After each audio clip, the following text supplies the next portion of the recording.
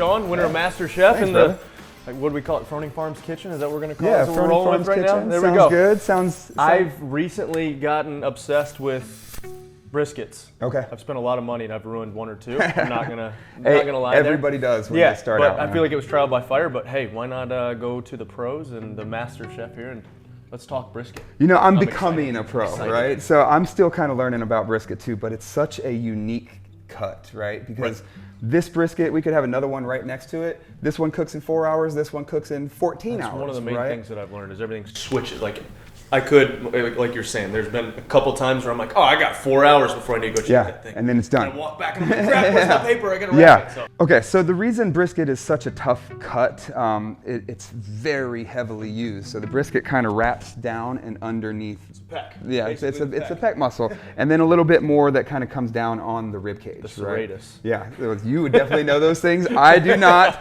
I have chef bod. You have greatest of all time bod. Okay, so we'll stick with the brisket. So that's the reason it's so tough, because it's literally. I mean, the cows are moving all the time. You know, eating. Even when they eat, they're standing, but their jaw is moving, right? So that's going to lead down into this. So this muscle literally moves all the time. Brisket, 2 points. You have the point and the flat. The flat is going to be the flat. That's going to be the flat side. The point is up here, right? So, but you can also get in and separate out some of this fat between the flat and the point. And this is where competition guys go crazy and they take out every inch of fat in here, right? They want to use just this fat cap to melt down through it. As an amateur at home, you shouldn't do that, right? You really want to take out just a little bit. You know, these guys have been working on their systems for 20, 40 years, just like you've been working out for as long as you have, and you know exactly what you need to do to get the shape that you want, right? Professional guys, they can take out all the fat that they need to and still be safe.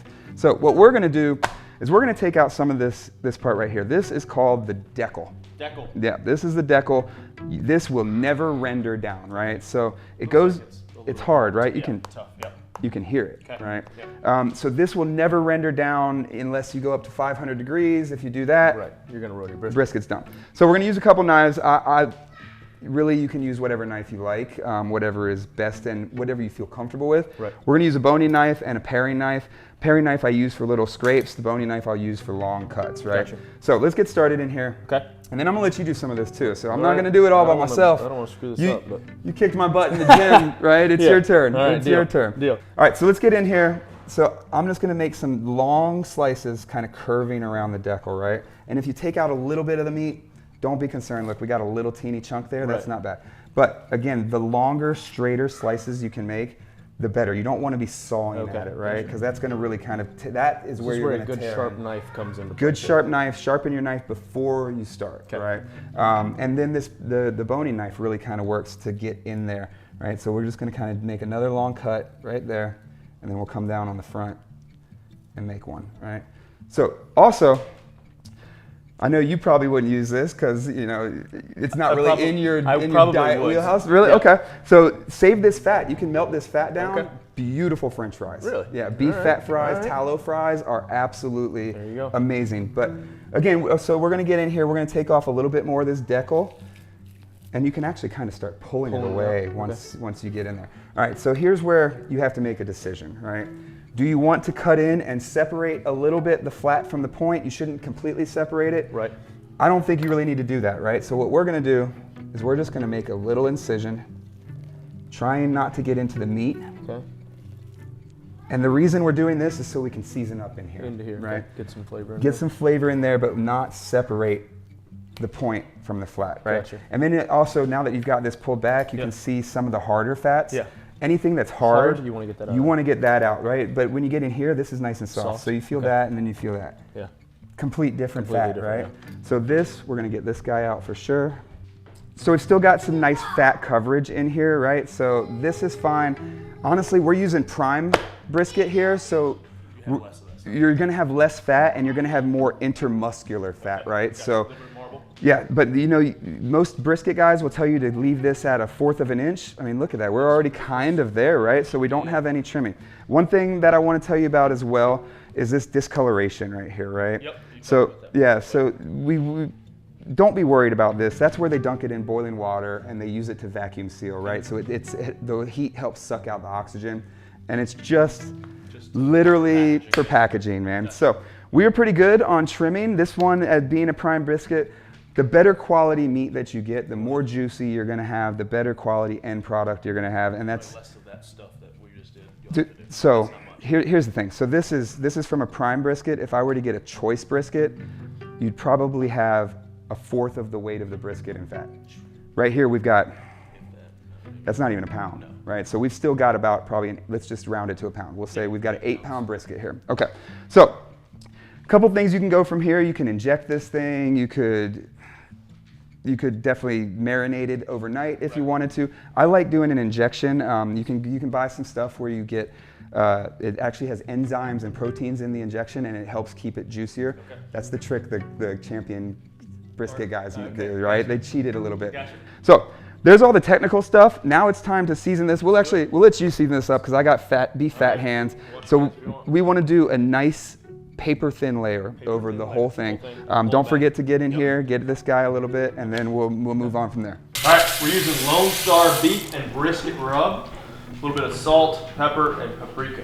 Pit Boss special here. Yeah, this one's great. I mean, you want to stay super simple with brisket flavors because that meat is so delicious. I mean, dude, look at this fat marbling on that side right there.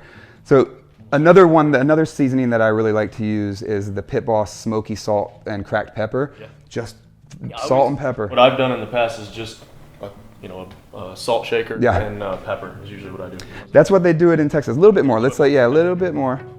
This is your base of your bark too, right? So you really want to make sure you get all those spots in there. How many briskets do you think you've done? Probably 6 or 7. Okay. Like I said, I've had probably 1 or 2 that was good. They were good, but not as good as the others. Okay. Yeah, brisket's tricky, man. Every single cut is going to be completely different. Biggest thing about brisket, there's no time limit, right? Some briskets cook in 4 hours, some cook in 12. So you have to go by that temperature, right? So we're going to cook this until we get through the stall, and the stall is that spot where everybody posts about it. Everybody's like, why is my brisket not going above 160, 165, right? Or why is it in this area not moving? That's called the stall. Happens to everybody. And this is when people get really bad briskets. They think it's done, right? And it's definitely not done. You've got ways to go. So we're going to cook it right through the stall. 170 is what I call it. Wrap it in butcher's paper. Throw it back on. Cook it to about 202. So if you season, do you let it sit for a little while, let it kind of soak in? Do you have a hot or sweet spot on that? I do. So generally, I'll do the injection and I'll wrap it up and let it sit for about an hour to 2 hours. And that's just really to let that settle. And then I'll season it, wrap it up for about another hour and 2 hours. You would wrap this up, and what that does is it lets that seasoning kind of set, and that's what gives you that really like crispy bark. Right now we've got a base for our bark, and it's going to be delicious. But yeah, that will really kind of help you accentuate it and make it even better. And it's also a time frame thing. You know, this is a long cut to cook, right? So you don't want to rush it. Yeah, if you need to get it done, you need to get on the smoker like we have to today. This will still give you great products as well. Cool. So I usually cook this on my Pit Boss Platinum Series grills. They're available at Walmart. That's who I work with a lot. What kind of grills are you using today? I use the Sportsman for, I guess, the longer, and then just the Tower. The vertical? Okay. Cool. Well, I think we should do this in the vertical. You get a little bit better circulation around the meat, and that will save us some room for the other one to do our other cooking. All right, cool. Let's get this thing on. All right, so let's talk about one more thing while we're outside. So fat up, fat down. Yep. I am always a fat up guy. Fat up guy. So fat up drips through the meat, right? Okay. If you put it fat down, a lot of people swear by that technique, but where's the fat going? It's going to the bottom of your smoker, not through the meat. Yep. All right, so let's get this guy on. We got a probe in there. So let's go right above the tin there. And then we'll run our probe down.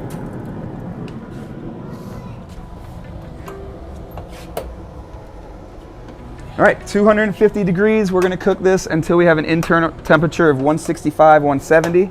We're at 60 right now. Yep, and then we will wrap it up and let it go. This is one of those things where there's a lot of technique involved, but at the end of the day, you're throwing it on a grill and you're letting it cook. You're throwing it on a smoker and letting it cook. It's not like you're chopping a bunch of shallots and doing, all this prep work. It's easy peasy. Cool. So, cool. All right, well, let's let this cook. One question, I guess we could wait till we wrap it, but do you bump temperature up or does it depend on? I'll just keep it at 250. Okay. Yeah, keep it at 250 the whole time. I mean, that's a consistent kind of burn. A lot of people say 225, and I've done it at 225 before. I feel like at 225, it just takes too long, right? Okay. So the fat on the outside kind of dissipates, right? 250 is what a lot of, not sear it, a lot of the Texas guys do 250, right? So we're gonna keep it at 250. I don't like putting time frames on stuff, especially brisket, but I'm thinking 12 hours, 9 to 12 hours. It's a 9-pound brisket. We took off about a pound of fat. So brisket, they say, is an hour and a half per pound. I have never seen it cook an hour and a half per pound. So we're good, man. All right, let's wait for it to cook. Wait for it to cook. Cool. All right, it's 7:52. I'm the last one here. Everybody left. It's me and Scott. Scott behind the camera. Brisket's finally up to 165. Stalled out a little bit for a couple hours, so we're gonna wrap it here and let her keep going. So I figured we'd get the wrap part on video. See how hot this thing is.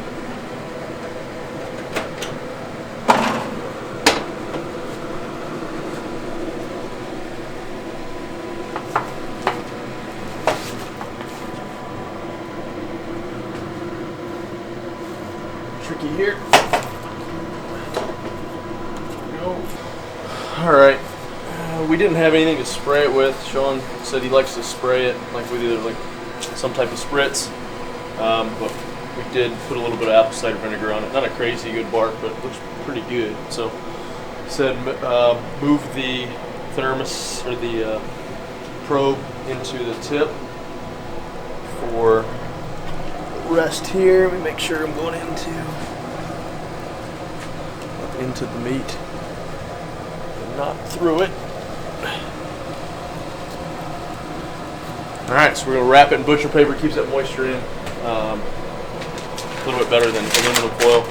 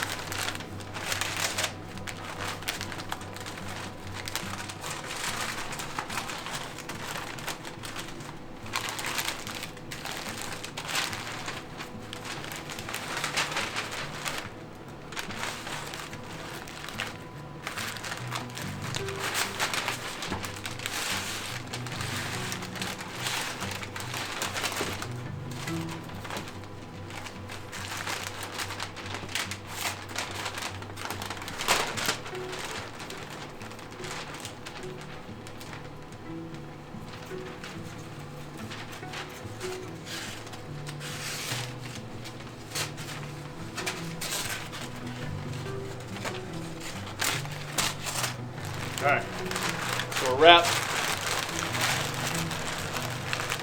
We'll get it tight, snug around there. She's gonna go back in. She hits 203.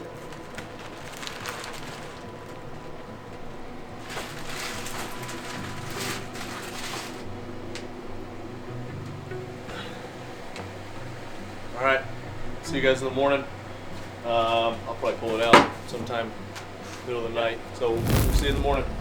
All right, so last night we wrapped it. That's the last thing you guys saw. This morning we talked, we threw it back on, just kind of bring it up to room temperature. I pulled it off around 10 o'clock, I guess it was, just before 10 at what was your temp? 203 degrees. Cool. Yep. That's perfect. The magic number, yeah, that's right? the magic number you're looking for. And you know, you can just go and eat it straight away, but we obviously we cooked a lot yesterday, right? Yep. So, but after that, you definitely want to let it rest for at least 4 hours. So we're back in the morning. We threw it back on the smoker for about 30 minutes. Yeah, tops. Just to kind of bring it back up to room temperature. Most barbecue, all good barbecue served at room temperature around the world. You go to Texas, you're never going to get a hot brisket, right? So now it's the fun time, right? Let's get this guy out of here.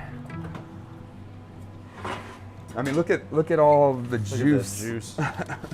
Yeah, you said the grill was full of juice. Yeah. Somebody's gonna have to get rid of the. Ow. Good. Got it. Yep. All right. So. The cooler, not the grill. Yeah, the cooler was nice and full of juice. So after you cook a brisket and you get to that 203 degrees, when you rest it, it's really cool to put it in a cooler because it seals in kind of that remaining residual heat. and you keep a lot of juices locked in to that brisket.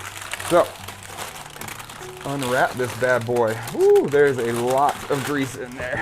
One of the first things I noticed is how much they shrink down. Yeah, and I can feel how tender this thing is. There we go, guys. We have an absolutely beautiful brisket. There's only one left thing to do. It's actually to cut into this bad boy. So let's get a money shot. Let's do it.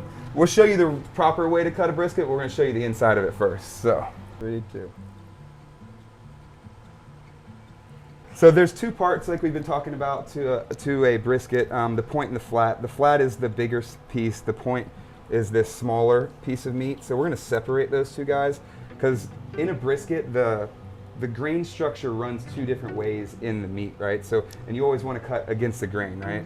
So you want to take a look. So that's where your burn ends and all that. This is where your burn ends, all that fun stuff comes from. And you see the grains are running this way, right? That's a pretty decent bark, I guess. Yeah, it's not bad. Yeah, it looks great. You see the grains running kind of this way, so you want to go against the grain. Against the grain, all right. And that's where you get those. Ooh, yeah, look at that. Jeez. That's delicious. That's where you get those nice pulls, right? Nice. You get that nice pull apart. That's what you're looking for. You eat it. I'll eat it at 12. Yeah, Rich has got a workout coming up, so I get to snack on this one. Well, it wouldn't be the workouts, the intermittent fasting part. Oh, that's yeah, the hard part. Yeah, we talked about that yesterday. It. Well, Rich, I think we have made it's incredible. A beautiful brisket. So as far as the flat, I don't have a lot of room. I'm not going to cut the flat, but just find against the grain, work with that, and you'll hit a killer brisket every single time. It was incredible. Awesome. I can't wait for you to try this, right? Awesome, guys. That's a brisket. Yeah, that's it for brisket.